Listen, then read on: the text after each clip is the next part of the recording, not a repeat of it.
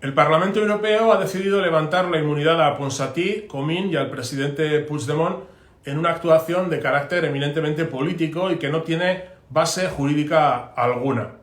El proceso que se ha seguido aquí en el Parlamento Europeo ha estado plagado de irregularidades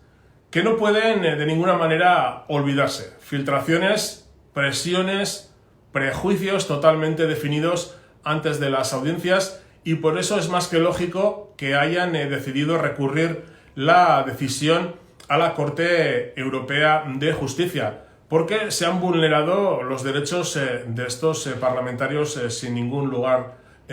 a duda.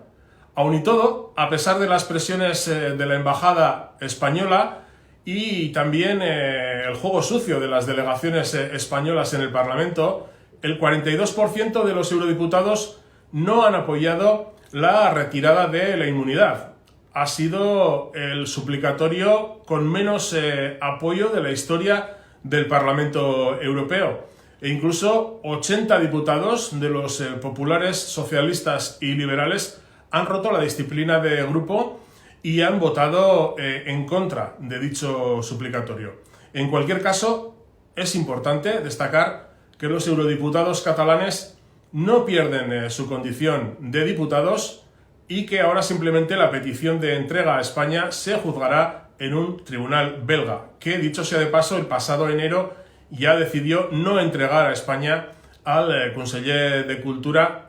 Lluís Puig, que se encuentra en la misma situación que los tres eurodiputados, por lo que bueno, pues el desenlace previsiblemente será el mismo que en el caso de Puig. Euskal Herria Bildu, además de votar en contra del suplicatorio, quiere mostrar su solidaridad con el pueblo de Cataluña, que debe poder decidir libremente su futuro, además de rechazar las medidas represivas que constantemente se siguen tomando contra los exiliados y también los presos catalanes, a los que también se ha vuelto a ingresar en prisión. Una vez más, es necesario subrayar que el diálogo político y el respeto a la libre voluntad de la ciudadanía es el camino en Cataluña y también en Euskal Herria.